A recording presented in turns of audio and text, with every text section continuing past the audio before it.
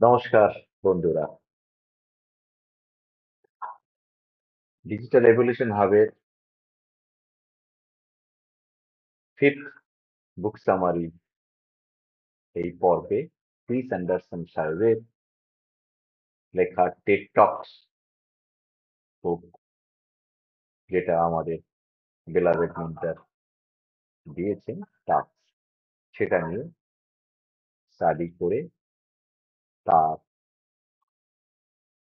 প্রতিফলন, বুক সামারি, সারাংশ আর তার প্রভাব আপনাদের সামনে আমার ম্যাজিক্যাল মাইন্ড কোচ পার্থের মানসিক ভাবের পক্ষ থেকে একটা প্রচেষ্টা।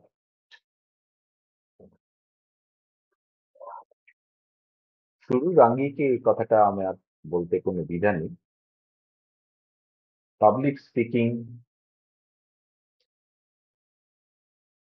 একটা অত্যন্ত মনোজ্ঞ ও আকর্ষণীয় জিনিস, যে কোনো অফলাইন বা অনলাইন কোচের জন্য একটি ঈর্ষার জায়গা।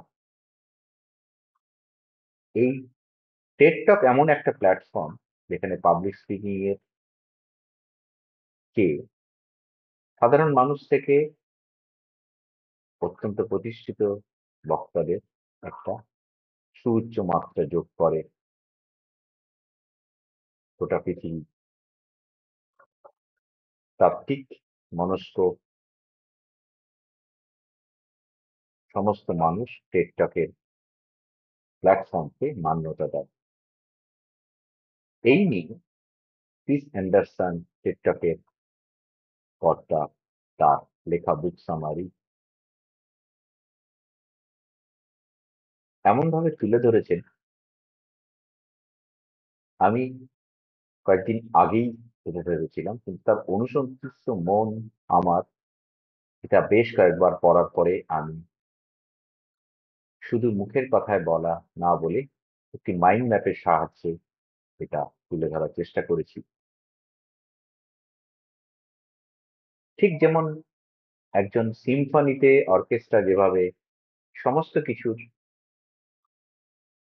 অবদান রয়েছে, সেই রকম মূল চারটে নীতির উপর দাঁড়িয়ে তার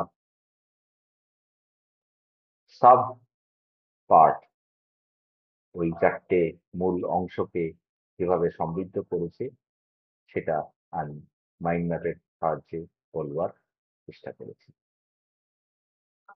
চলুন শুরু করছি ক্রিস অ্যান্ডারসনের টেড টক সারাংশ, তার কি প্রতিফলন, এবং শেষে আমি অবশ্যই এর কি প্রভাব আমাকে টেড টক মুখী পাবলিক স্পিকিং মুখী এই স্বপ্নের প্রতি নিয়ে এগিয়ে গেছে সেটা আমি বলবো। তারই সারাংশ, কিন্তু আমি অস্বীকার করতে দ্বিধা নেই, এ ডিজিটাল কোচ হিসাবেও, অনলাইন কোচ হিসাবেও, বক্তা হিসাবেও আমার গভীরতাকে একটা মাত্রা দিয়েছে। চলুন দেখি।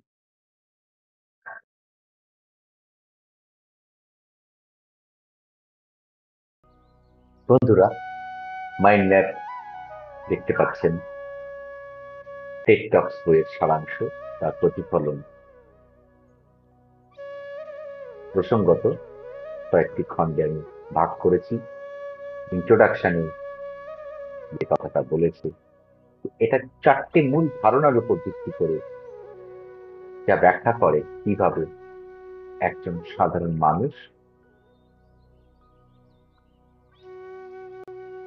তার জন্য টেড টক বা জনসমক্ষে বক্তৃতা দেওয়া পেশাদার টেড টকের বক্তৃতার মতনই কার্যকর হতে পারে। সেটাই ক্রিস অ্যান্ডারসন সাহেব পরতে পরতে তুলে ধরেছেন। প্রত্যেকটা অংশের পিছনে উপবিষয়গুলো গভীর দাগ কাটে। এ কথা বলতে কোনো দ্বিধা নেই, পাবলিক স্পিকিং কয়েকশো লোক, হাজার লোক দর্শকের সামনে যে কোনো বক্তারই হৃদস্পন্দন বেড়ে যায়, নার্ভাসনেস আসে, এটা স্বাভাবিক। বিষয় চারটি। প্রথম বিষয়, কাঠামোর চারটি পায়া টেবিলের মতন। প্রথম বিষয়, উপবিষয় কি? সঠিক ভিত্তি যে কোনো বিষয়, তার এক মূল অংশ যে কোনো বক্তব্যে, যাকে আইডিয়া বলে, যে তার ভিত্তি থাকবে, ফাউন্ডেশন, এবং সেই বক্তব্যের একটি থ্রু লাইন তৈরি করতে হবে। আর উপবিষয় আরেকটি হলো সঠিকভাবে উপস্থাপনা করতে হবে।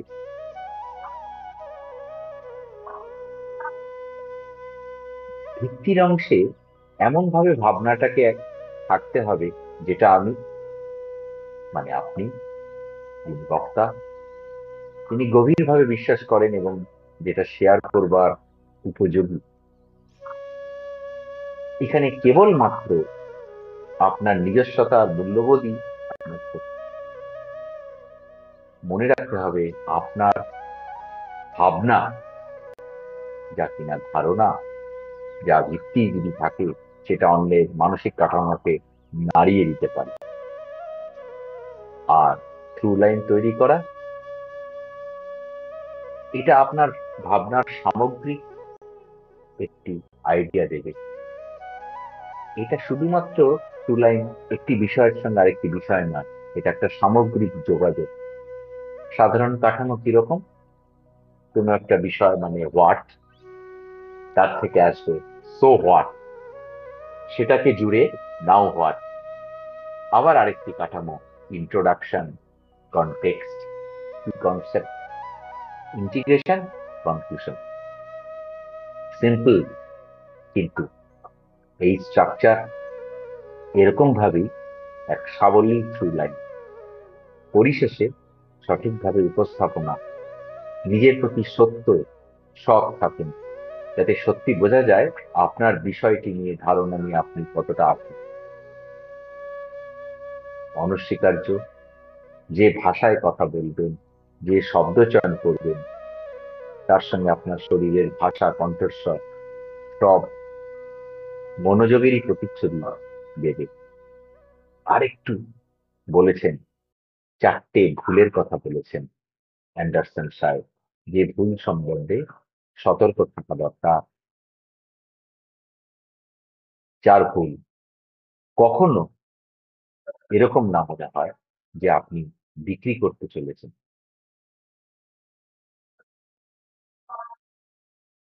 এরকম না হয় যে র্যাম্বল পয়েন্টলেসলি বলেই যাচ্ছেন, যার কোনো আগা মাথা নেই। আরো 3 নম্বর ভুল: কখনো আপনি যে কোম্পানি বা আপনার অর্গানাইজেশন, সেটাকে হাজির করবেন না বক্তব্য বা আপনার আইডিয়ার জন্য। আর বক্তব্য মানে খুব উৎসাহ ব্যঞ্জকের সৃষ্টি করবেন এরকমও না, আপনার বিষয় গভীরতাটাই কম। এই হলো অংশ।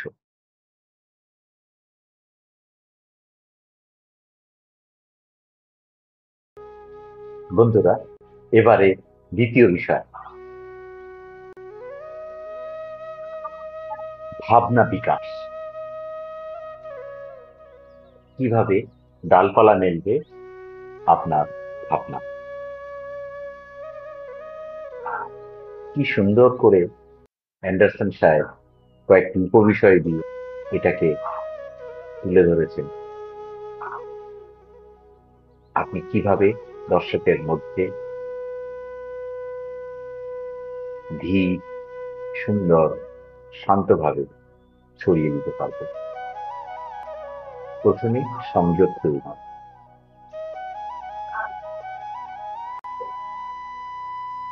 প্রথম থেকে শেষ পর্যন্ত আই কন্ট্যাক্ট আপনার ভালনারেবিলিটি মানে আপনি যে চিন্তা করছেন, মনোযোগ দিচ্ছেন,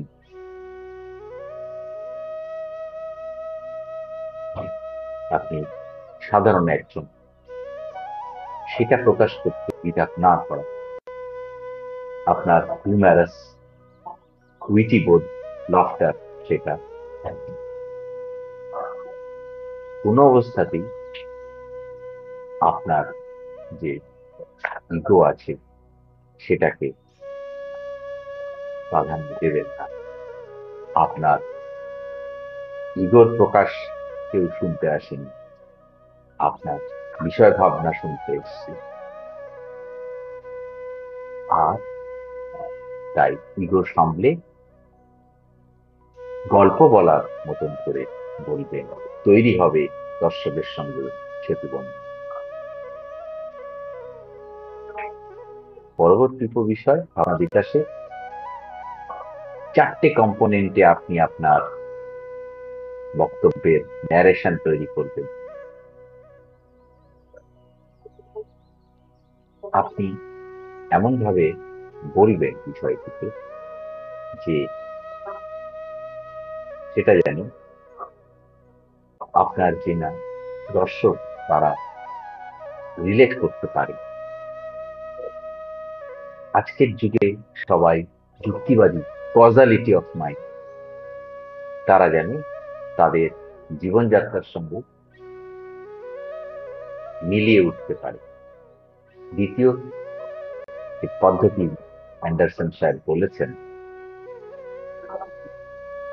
আপনি কিছুটা ড্রামা, কিছুটা নাটক, সেটা আপনার বডি ল্যাঙ্গুয়েজ, কথা,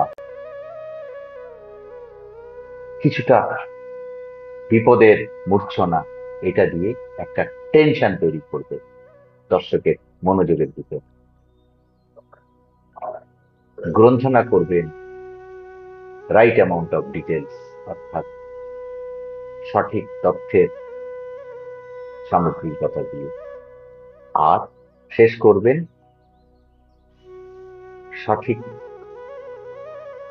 মাত্রায় প্রত্যেকটি বক্তব্যের যে প্রাসঙ্গিকতা সেটা মাথায় রেখে প্রত্যেকটি অংশের সমাপ্তি করবেন পরবর্তী অংশে যাওয়ার আগে। এই হলো ন্যারেশনের 4টি পার্ট, যেটা বলেছেন একটি ভাবনা বিকাশের অংশের জন্য অ্যান্ডারসন সাহেবের উপদেশ। তৃতীয় উপবিষয় বলেছেন বর্ণনা। যদি সত্যি কোনো টেকনিক্যাল বা কমপ্লেক্স কিছু ব্যাখ্যা করতে হয়, তাহলে যেটা দর্শকের, শ্রোতা অত্যন্ত পরিচিত, সেই জায়গা থেকে শুরু করুন, এমন ভাবে ঠিক যেন দর্শক ধরতে পারে, ঠিক যেন তাদের কিউরিওসিটিটা বজায় থাকে, আর একটার সঙ্গে আরেকটার পরশ যেন যুক্ত থাকে, একটার সঙ্গে আরেকটা। আর বলেছেন মেটাফর বলতে মানে উদাহরণের মালা এমন ভাবে থাকবে যাতে আপনার বিষয়ের যুক্তি ধার আলোকিত হয়। পরিশেষে উপবিষয়ে বলেছেন ছোট ছোট এক উদাহরণ দিয়ে আপনার বক্তব্য, গল্পকথা এমন ভাবে বর্ণিত হবে সেটা উজ্জ্বল হবে, দর্শকের মনে দাগ কাটবে। ভাবনা বিকাশের 4র্থ উপবিষয় হলো ব্যাখ্যা। এমন ভাবে দর্শককে বুঝতে সাহায্য করবে যে যা তারা জানেন বিশ্বের বর্তমান দৃষ্টিকোণ সেটা পুরোপুরি সঠিক নয়। একটা বিকল্প দৃষ্টিভঙ্গি আপনার চিন্তাধারা দিয়ে উঠে আসছে, এটা দিয়ে দর্শকের উন্মুখ মন আপনি স্পর্শ করবেন। এর উপবিষয় দর্শক কাছে পৌঁছানোর জন্য অ্যান্ডারসন সাহেব উদাহরণের কথা বলেছেন, মেটাফরের কথা বলেছেন। ইফ দেন, যদি, কিন্তু, যদি, তখন, এই স্টেটমেন্টের ব্যবহারের কথা বলেছেন। আর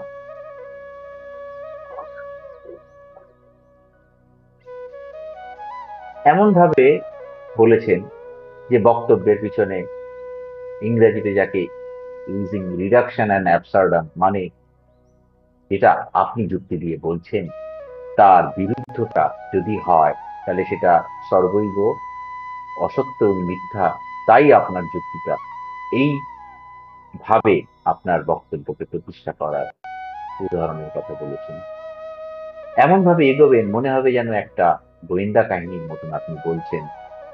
ঠিক একটা একটা করে বিরুদ্ধ যুক্তিগুলোকে এলিমিনেট করে আপনি ঠিক যেন আপনার গতিমুখ ঠিক তদন্তের গতিমুখের মতন বলছেন। আর যুক্তির সীমানা ছাড়িয়ে আপনার দৃষ্টিভঙ্গি এক নতুন মাত্রা দিচ্ছে। শুধু কৌতূহল নয়, বিশ্বাসের বিকল্প দৃষ্টি তৈরি করছে, এটাও বলেছেন অ্যান্ডারসন সাহেব। ভাবনা বিকাশের পঞ্চম পার্টে উনি বলেছেন প্রভাব সৃষ্টি। আপনি যেটা বলতে চাইছেন সেটা শুধুই সেটা দেখান, অন্য কিছু নয়। তিনটি অ্যাপ্রোচে উনি এই বিষয়টাকে হাজির করেছেন।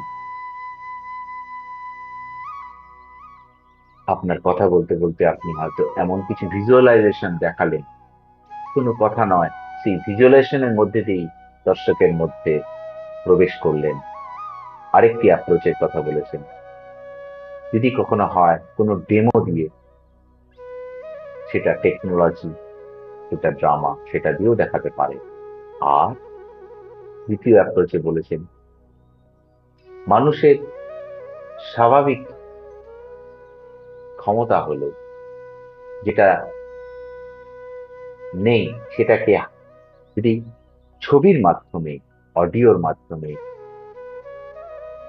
ভিডিওর মাধ্যমে দেখানো, তাহলে একটা তাকে ড্রিম এস্কেপ, অর্থাৎ একটা স্বপ্নের দৃষ্টি সৃষ্টি করা, যা কিনা আপনার বিষয়ের উপরে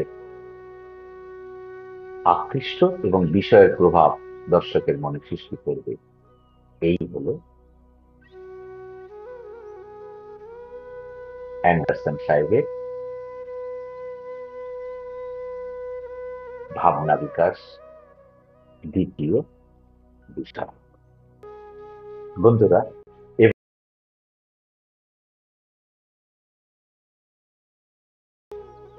বন্ধুরা এবারে তৃতীয় বিষয়, প্রস্তুতি। টি স্যান্ডারসন সাহেব বলেছেন প্রস্তুতি বিষয় অনেক, কিন্তু উনি বারবার বলেছেন প্রস্তুতি হলো প্রস্তুতি, প্রস্তুতি এবং প্রস্তুতি এবং প্রস্তুতি। একই কতগুলি উপবিষয়ে ভাগ আছে, মূলত পাঁচটি। ভিজুয়াল ব্যবহার, অর্থাৎ সিলেক্টিভ এবং এফেক্টিভ।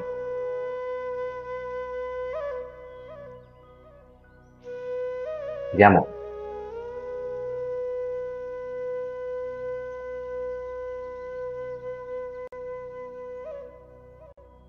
যেটা কথাতে অসুবিধা আছে তখন এটা ব্যবহার করা। দ্বিতীয় ভিজুয়াল ব্যবহার, আপনার বক্তব্যকে আরো উন্মোচিত করার জন্য ব্যবহার, অবশ্যই যেখানে এটা মনে হবে প্রয়োজন।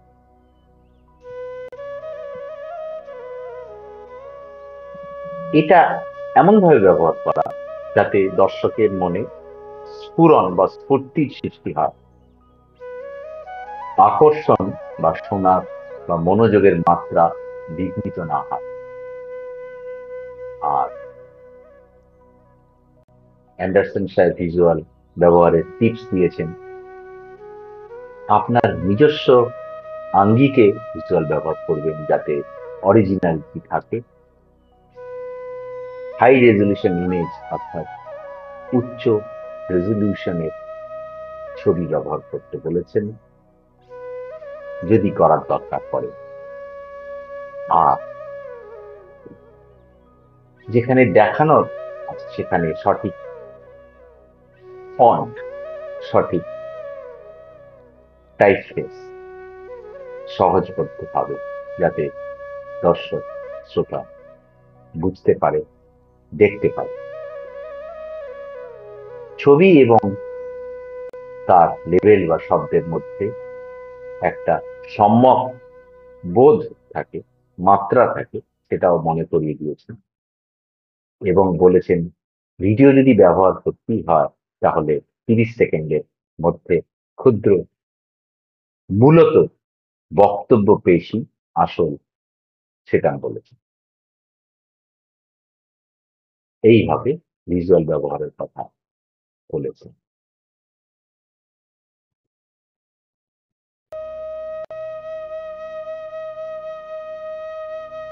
বন্ধুরা, প্রস্তুতির দ্বিতীয় উপবিষয়ে উনি বলেছেন স্ক্রিপ্টিং, অর্থাৎ খসড়া প্রস্তুত করে রাখা। এই উপবিষয়ে উনি মনে করিয়ে দিয়েছেন যে বিষয় নিয়ে কথা বলবো তার সম্বন্ধে অত্যন্ত ভালোভাবে বিষয়টি যাতে প্রতিস্থাপিত হয়, সেটা ওই স্ক্রিপ্টটা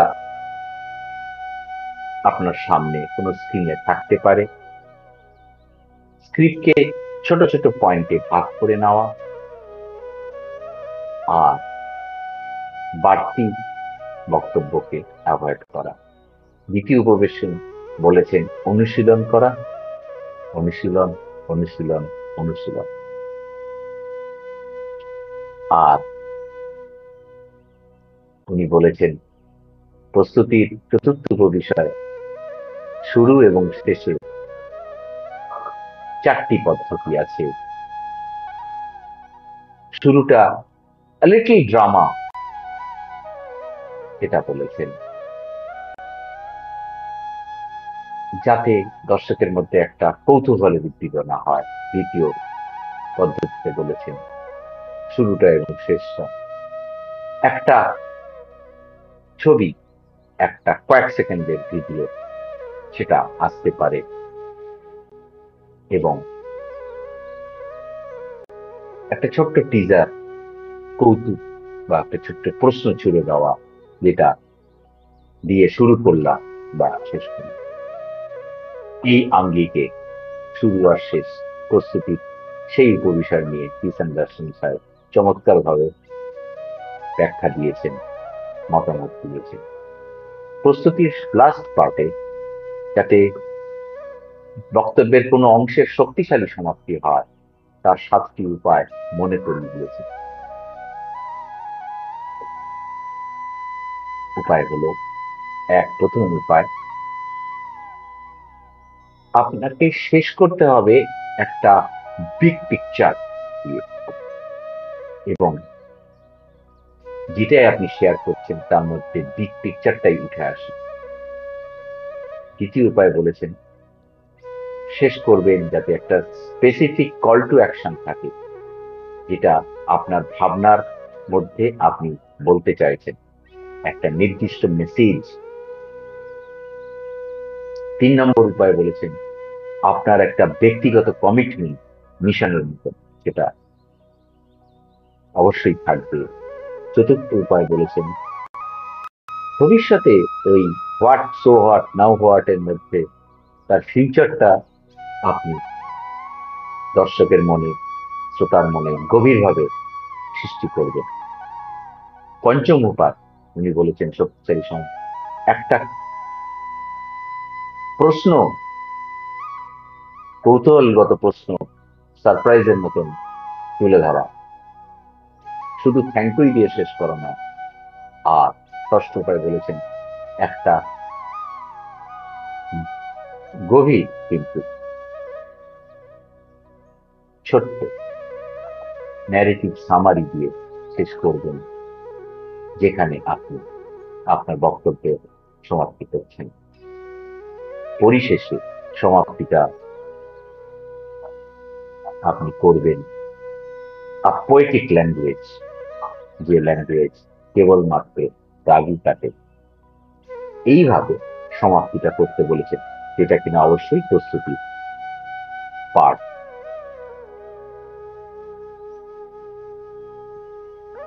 এই হলো তৃতীয় বিষয়।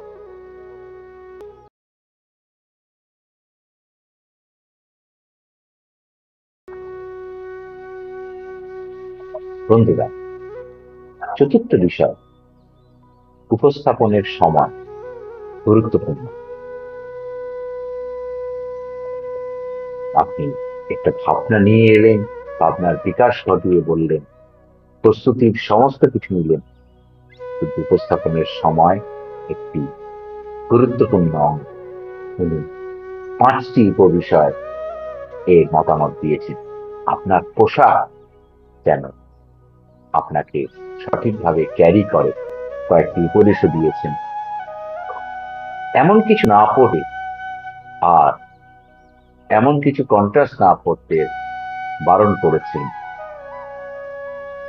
খুব ঝকমকে, খুব চোখে লাগে, দৃষ্টি শুধু সেখানেই আকর্ষিত হয়, আপনার বক্তব্যের থেকে ছাপিয়ে গিয়ে সেটা লক্ষ্য রাখতে বলেছেন। আপনার যদি ওয়্যারলেস মাইক থাকে, তাহলে সেটাকে মনোযোগ দিতে বলেছেন। তার চার্জ বক্তব্য উপস্থাপনের সময় সেটা প্রারম্ভিকভাবে মনোযোগ দিতে বলেছেন। আর যে পোশাকে আপনি বলবেন, সে পোশাকে অনুশীলন, অনুশীলন, অনুশীলন, যাতে খুব সহজভাবে সে পোশাক আপনাকে ক্যারি করতে পারে। উপস্থাপনের সময়ের মধ্যেই এটা উনি বলেছেন। দ্বিতীয়, উপস্থাপনের সময় কি জরুরি? মানসিক প্রস্তুতি, যা কিনা আপনার দৃঢ়তা, আপনার সততা বিষয়ের প্রতি আপনার অনুরক্ততা ফুটিয়ে তোলে। উদ্বেগ তো আসছেই, হাজার মানুষের মাঝখানে। শুরু করার আগে গভীর শ্বাস নিয়ে তবে স্টেজে আসুন। 1 ঘন্টা আগে অল্প কিছু খান, 100-150 সিসি মতন জল পান করুন বেশ কিছুটা আগে, যাতে গলাটা না শুকিয়ে আসে। আর শুরু করার পরেই বেছে নিন কিছু মুখ অডিয়েন্সের মাঝখানে, যে মুখটা আপনার ফ্রেন্ডলি মনে হবে, যেটাতে দৃষ্টি নিবদ্ধ করলে তাদের দিকেই দৃষ্টি নিবদ্ধ করে আপনি বক্তব্যটাকে চালিয়ে যেতে পারেন দৃঢ়তার সঙ্গে।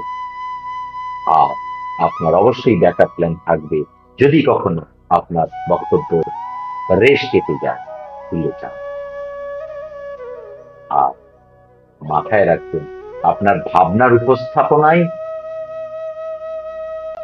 আপনার বক্তব্য, বাকিটা অনুশীলনের ফলে এমনি আসে। এই মানসিক প্রস্তুতি নিয়ে তৃতীয় উপবিষয় হল সেট আপ। এটাকে অ্যান্ডারসন সাহেব মনে করিয়ে দিয়েছেন, আপনার স্ক্রিপ্টটা টেবিল বা ল্যান্টার্নের উপর সুন্দর করে যত থাকে, আপনার স্টেজে, আপনার স্লাইডে এমন ভাবে যে ছবিগুলো থাকে যা কিনা মাত্রা বহন করবে।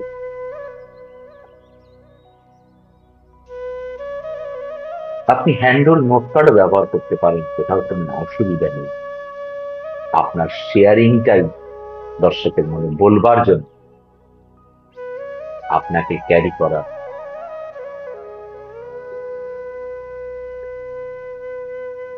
আপনার কনফিডেন্স মনিটর বিভিন্ন জায়গায় রাখতে পারেন, কিন্তু মাথায় রাখবেন সেগুলো যেন আপনার মনোযোগ কেড়ে না নিতে, তার উপর খুব বেশি রিলাই করার নেই।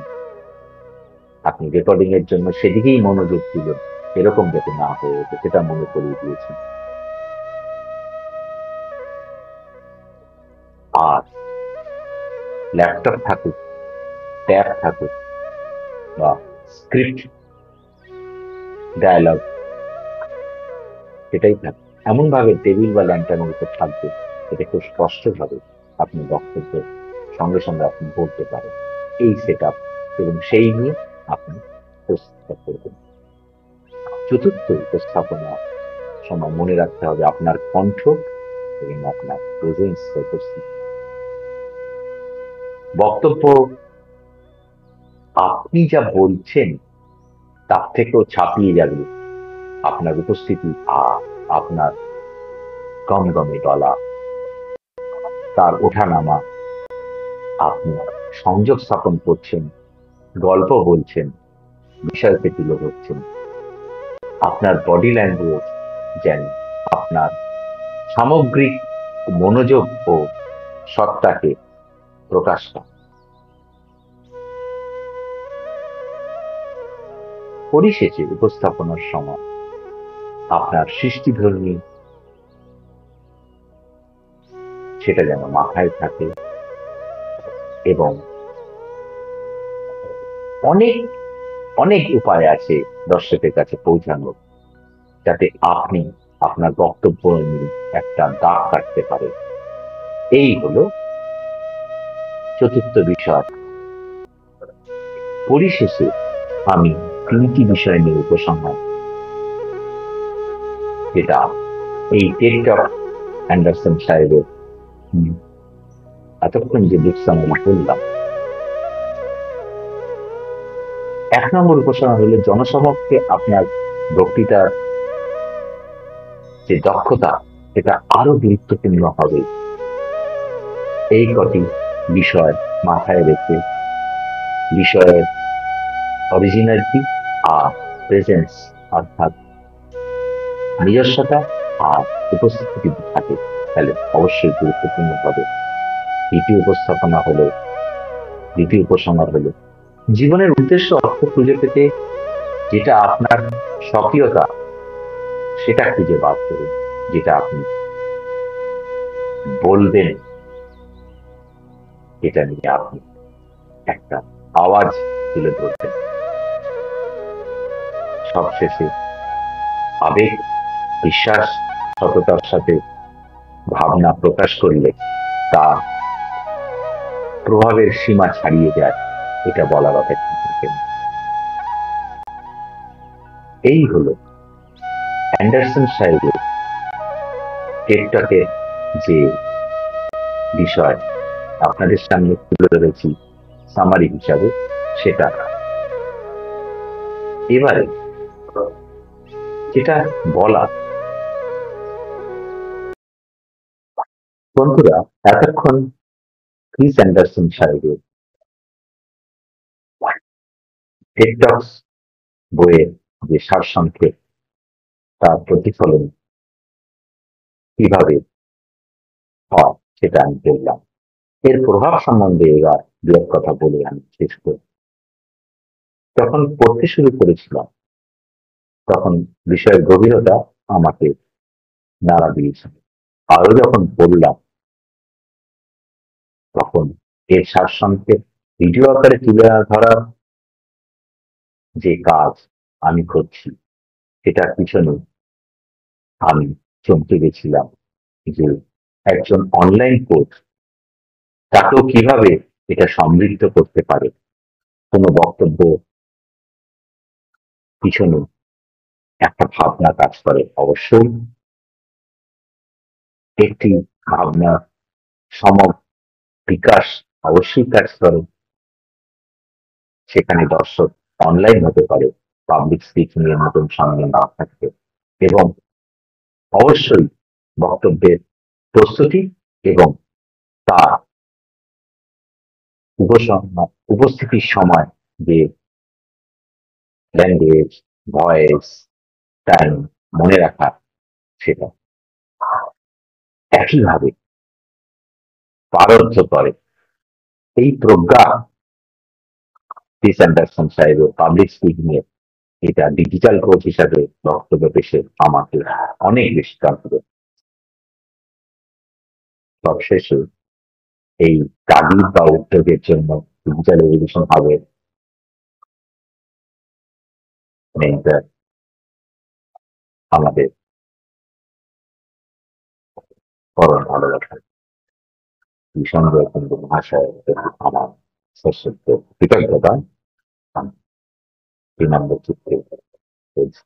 আর আপনারা শুনছেন বলে আমার পক্ষ থেকে শ্রদ্ধা ও আন্তরিক কৃতজ্ঞতা বলব, গ্র্যাটিটিউড জানাবেন কতটা প্রাঞ্জল আপনাদের সামনে এই বইয়ের সারাংশ প্রতিফলন ও প্রভাব তুলে ধরে।